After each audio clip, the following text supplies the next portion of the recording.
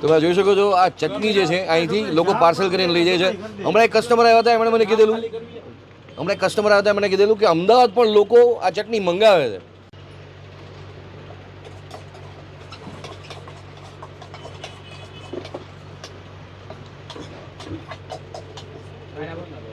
Okay, એમની આ જે ચટણી છે એ ચટણીની કમાલ વધારે છે. લોકો એમ કે છે આ ગ્રીન ચટણી લોકો ખાવા વધારે આવે છે અહીંયા.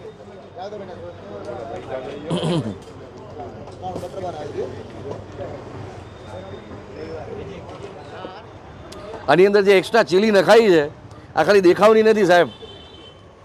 જેડીભાઈનો ચમકારો જે છે પેલી બાઇટમાં જ મળી ગયો મને.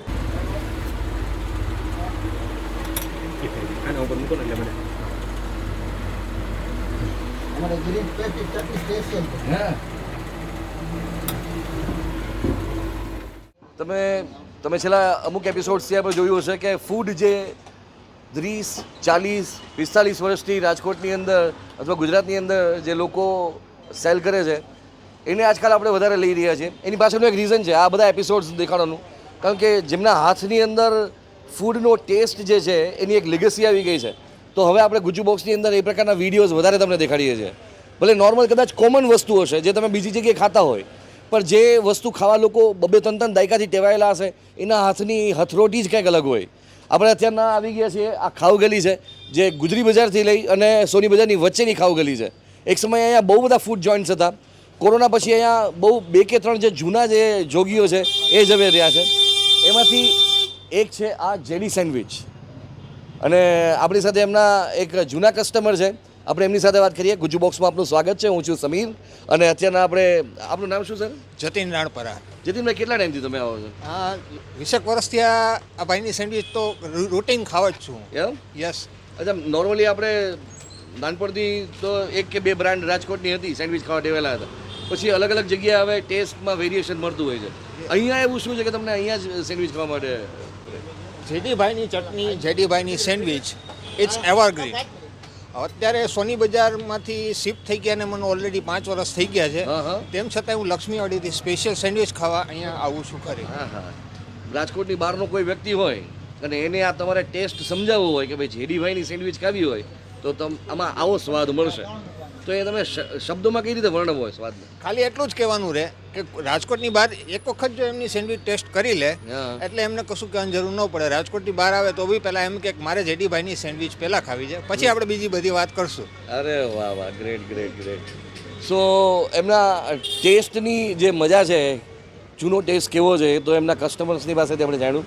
અત્યારના યુથ તમે જુઓ છો, મારી બાજુમાં એવા ઘણા બધા યંગસ્ટર્સ છે જે અડધી કલાકથી રાહ જોઈને ઊભા છે મારી એમ.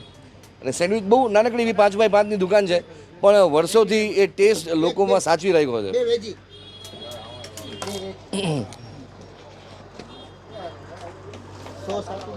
આપનું નામ શું કીધું સર? જતીનભાઈ. આજે જતીનભાઈ અહીંયા ચીઝ ચીલી મંગાવી એટલે મને એમ થયું કે એમના જૂના કસ્ટમર જે મંગાવે છે આપણે એક વખત એ ટ્રાય કરીએ. એટલે આપણે ચીઝ ચીલી પણ થોડી વધારે સ્પાઇસી છે મારા ટેસ્ટ બર્ડ્સ છે એ પ્રમાણે મંગાવી. એટલે આજે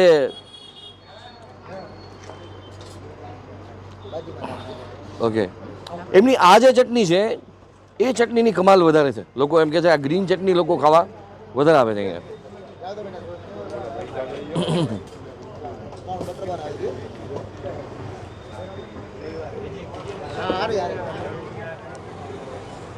પહેલાં મને એમ થયું કે આ સોસની અંદર મેં બોળ્યું હોય થોડાક, કદાચ કેચઅપની અંદર બોળ્યું થોડું ખોટું કર્યું, કદાચ ગળ્યું થઈ જશે, મને ઓરિજિનલ ચટણીનો સ્વાદ નહીં મળે. પણ બોસ આની અંદર જે મેં એક્સ્ટ્રા ચીલી નખાવી છે આ ખાલી દેખાવની નથી સાહેબ. જેડીભાઈનો ચમકારો જે છે પેલી બાઇટમાં જ મળી ગયો મને.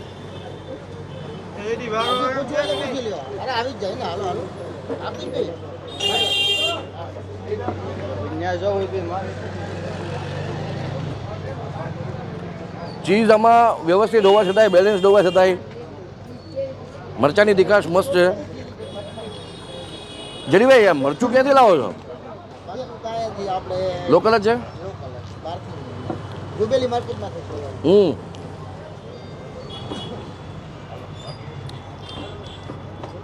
પણ આના માટે તીખી મરચી ગોતવી પડી છે ને?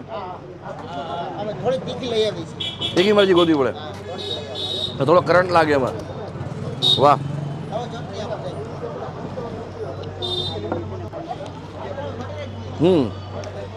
ટેસ્ટમાં મારે વધારે કંઈ બોલવાની જરૂર નથી. સરે તમને જે કીધું એ પ્રમાણે એના ટેસ્ટને પહેલાં એક વખત અનુભવવાનો અને પછી લોકોને કહેવાનું. જેડીભાઈ કેટલા વર્ષો થયા? કેટલા વર્ષો થયા? 30 વર્ષ થયા. 30 વર્ષ. એની પહેલાં શું કરતા? એના પહેલાં અમે સર્વિસ કરતા અને શૂન્યમાંથી સર્જન કર્યું છે. શૂન્યમાંથી સર્જન. પહેલી સેન્ડવિચ બનાવી અને તમને એમ લાગ્યું કે હવે મારે આ ધંધો કરવો છે, એ સમય શું હતું તમારા મગજમાં? એમ હતું કે ના આજ નહીં કાલ ચાલશે, આજે નહીં ચાલે પણ કાલ ચાલશે, પણ તે દીથી આજ સુધી અસંતોષ નથી કોઈ દી. વાહ વાહ. ગ્રાહકોને અસંતોષ નથી મેં જોઈ લીધું. આમ નહીં નથી કે ના જે આવે એ સારું જ છે.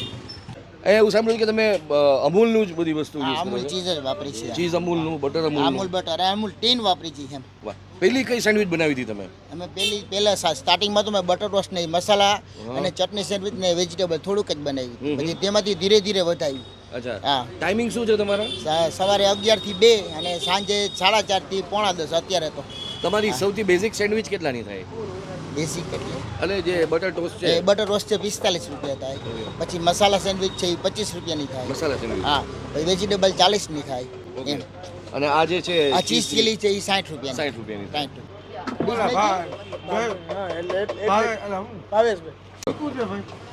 તમે જોઈ શકો છો આ ચટણી જે છે અહીંથી લોકો પાર્સલ કરીને લઈ જાય છે.